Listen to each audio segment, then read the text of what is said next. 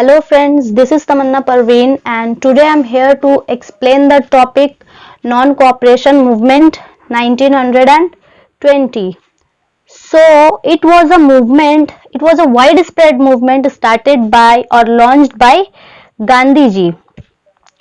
तो ये एक ऐसी मूवमेंट थी जिसको गांधी जी ने लॉन्च किया था इंडिया में। क्यों लॉन्च किया था? क्योंकि उस वक्त इंडिया में जो है वो ब्रिटिशर्स रूल कर रहे थे एंड गांधी जी का ये मानना था दैट ब्रिटिशर्स जो है वो इंडिया में रूल कर रहे because of the cooperation of Indians.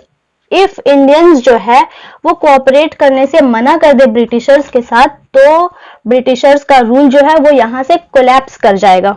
Okay and Gandhi ji बहुत अच्छे से जानते थे कि जो मुस्लिम्स है वो पहले से ही ब्रिटिशर्स के अगेंस्ट थे। अब गांधी जी चाह रहे थे कि इफ हिंदूज भी हमारे साथ आ जाए, हम लोगों को ज्वाइन कर ले, तो क्या होगा कि इंडिया को ब्रिटिशर्स से आजादी दिलवाना इजी हो जाएगा। ऐसे में गांधी जी ने एक प्रॉमिस दिया that Gandhi ji promised to bring the freedom in 1 year time if Hindus also join the movement.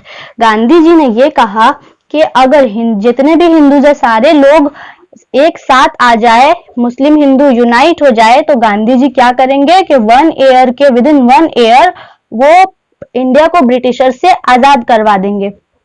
अब जब ये बात हिंदूज को पता चली कि हाँ चलो हम लोग साथ आ जाते हैं, यूनाइट हो जाते हैं, क्या होगा कि 1 ईयर में हम लोग को फ्रीडम मिल जाएगी, तो सारे लोग गांधी जी के साथ जो है वो आ गए।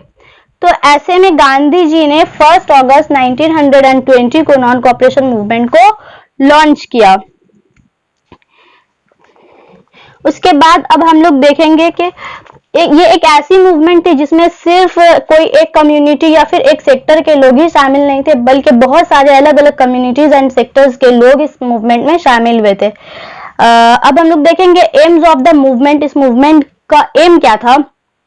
So first one is boycott of civil services, army, police, government schools, colleges and legislative councils। तो इस मूवमेंट के थ्रू ये बात कही गई थी कि जितने भी ब्रिटिशर्स के जरिए दिए गए जॉब्स वगैरह है, सिविल सर्विसेज है, सारी चीज का बॉयकॉट कर देंगे। जो भी स्कूल्स या कॉलेजेस ब्रिटिशर्स ने ओपन किया है उसको बंद कर देंगे, जो भी स्टूडेंट्स है उसमें जाना बंद कर देंगे, यानी कि ब्रिटिशर्स के जरिए कायम किया गया सारे चीज को फुल्ली बॉयकॉट करना है। नेक्स्ट एम ये था दैट यूज ऑफ स्वदेशी goods and boycott of foreign made goods. तो जितने भी फॉरेन मेड गुड्स है उनको फुल्ली बॉयकॉट करना है और स्वदेशी गुड्स को यूज करेंगे, यानी कि इंडिया के अंदर ही हम लोग खुद से सामान को बनाएंगे और फिर उस गुड्स को यूज करेंगे और जो फॉरेन मेड गुड है उनको बॉयकॉट कर देंगे।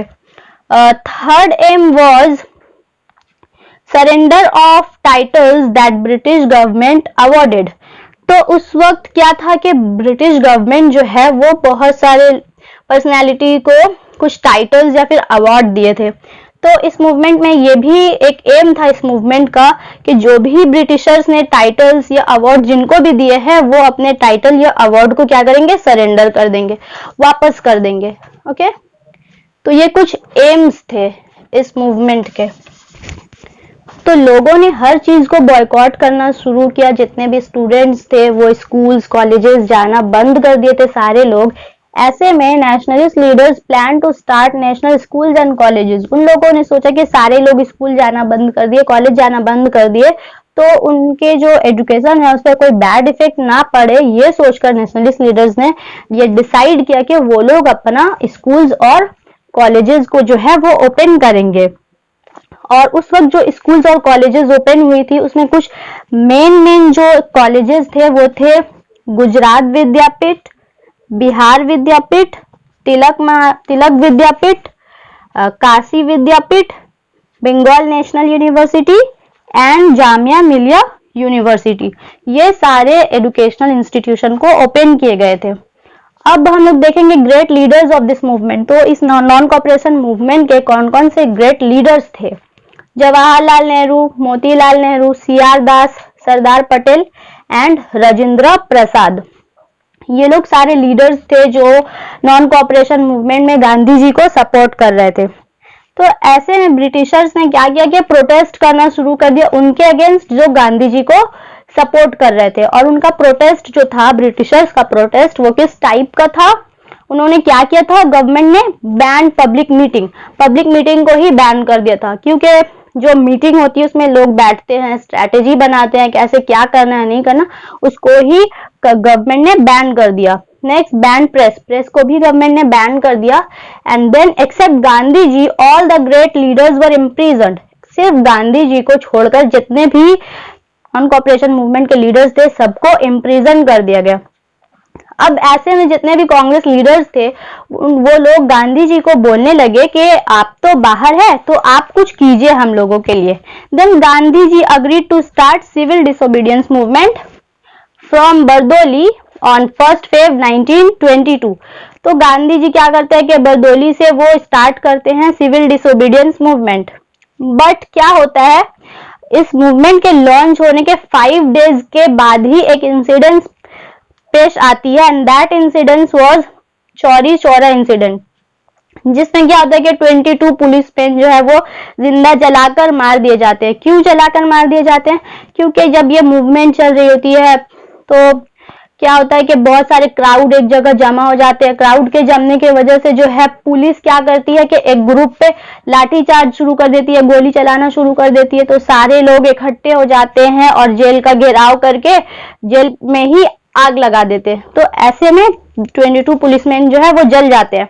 अब जब ये खबर गांधी जी तक पहुंचती है तो उन्हें बहुत बुरा लगता है। क्यों बुरा लगता है?